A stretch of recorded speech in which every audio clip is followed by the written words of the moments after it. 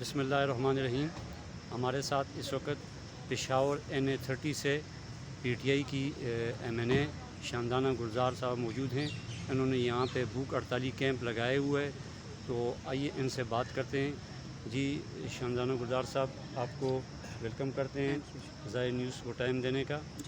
تو آپ بتائیں کہ یہ جو آپ کی اسٹرائک ہے یہ کب تک رہے گی، اور اگر یہ مطالبات نہیں مانے جاتے اس کے بعد آپ کا اگلا لائحہ عمل کیا ہوگا؟ دیکھیں، ہم نے ابھی تک کسی سے کوئی مطالبہ نہ لکھائی میں کیا ہے نہ پڑھائی میں. ہم صرف پارلیمنٹ میں آواز اٹھاتے ہیں، پھر یہاں کے چپ چاپ کر کے ایک دھرنا دیتے ہیں خان صاحب کی زندگی کے لیے.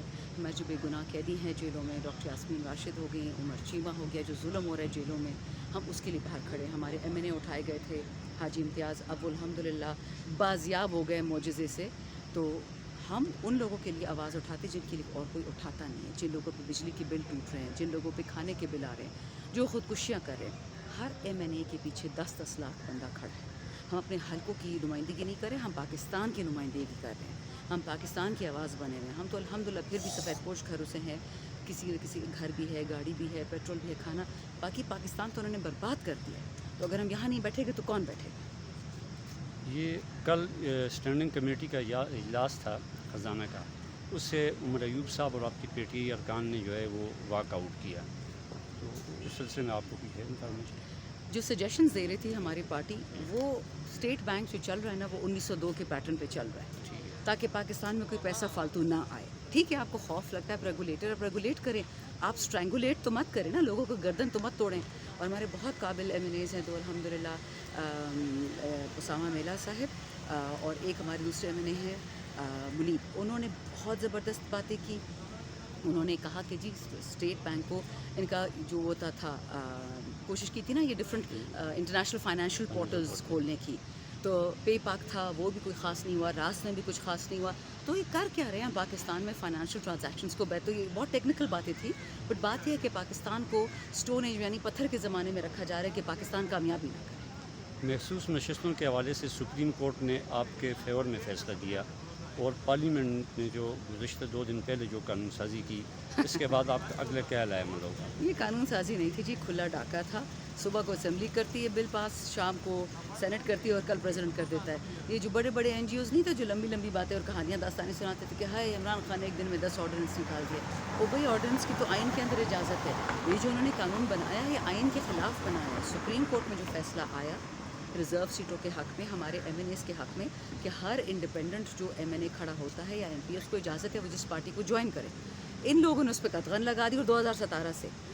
اچھا، ججز نے کیا کہتے سپریم کورٹ میں جو ہمارا کیس تھا کہ جی جو آئین میں پہلے سے لکھا ہوا ہے، جو قانون ہم نہیں بنایا ہے، قانون سازوں نے، اس کی ذرا عکاسی کر دے کہ اس میں کیا لکھا ہے. تو انہوں نے کہا کہ بالکل ایسا ہی ہے، ریزرو سیٹ اس کو ملے گی جو جیتے گا، اور جیتنے والے کو حق ہے کہ وہ کس پارٹی کو جوائن کرتا ہے، اس کی مرضی ہے. تو اب اس کے خلاف یہ جا رہی ہیں تو آئینی ترمیم کرتے. انہوں نے قانونی ترمیم کر دی. یہ انشاءاللہ نہیں بچیں گے، یہ صرف ٹائم خرید رہے ہیں کہ شاید ان کی حکومت 2 سے 4 مہینے اور چل جائے، اور کچھ بھی نہیں ہے. خوف ہے.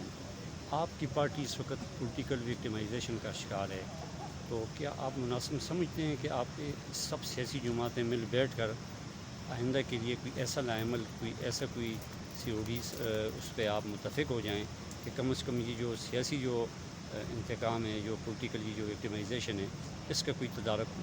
دیکھیں، مجھے PDM نے اٹھوایا تھا، تو میں ان سے ہی بات کروں کہ مجھے کیوں اٹھاتے ہو. PDM پارٹ 2 9 فروری کا الیکشن کروائے، CM PM پریزیڈنٹ سارے بن گئے. ان سے میں کیا بات کروں کہ جی مجھے میری سیٹ واپس دو، تم لوگ اپنی سیٹ پہ چلے جاؤ. ان سے انسان کیا بات کر سکتا ہے؟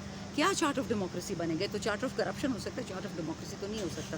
ان کا مجھے پتہ کیا ہوتا ہے، NRO دو، ہمیں چوریاں کرنے دو، ہمیں حکومتوں میں جگہ دو، یہ صوبہ اس کو دے دو، وہ صوبہ جیسے مٹھائیاں بٹ رہی ہے. کیوں کسی کو کچھ نہیں؟ عوام کی مرضی ہے وہ جس کو ووٹ دیں. میں کون ہوں عوام کو ڈکٹیٹ کرنے والی؟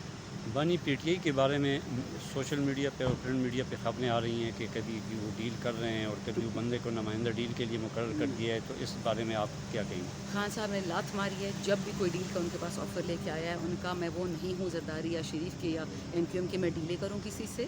بات کرنے کو میں تیار ہوں وطن کے حق میں، ڈیلے شیلے نہیں ہو سکتی. اب یہ ہے کہ پچھلے 1 سال سے خان صاحب پہ تنقید کی، کسی گردن میں سریا ہے، جب میں آپ کو سمجھتا ہے، ناک میں مچھر نہیں چھوڑتا، کسی سے بات نہیں کرتا، فوج سے نہیں کرتا، ان سے نہیں کرتا، ان سے نہیں.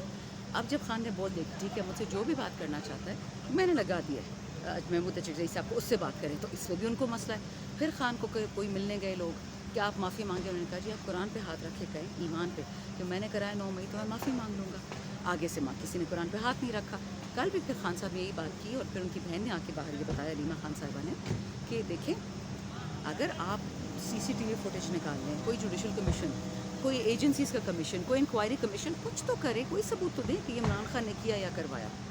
اگر وہ ہو گیا, خان نے بولے میں معافی مانگ لیتا ہوں بغیر شرط کہ میں مار لوں گا. اتنی سی بات ہوئی اس کو اچھال دیا گیا کہ خان معافی مانگ رہا ہے. خان کوئی معافی نہیں مانگ رہا. اس نے کیا کیا؟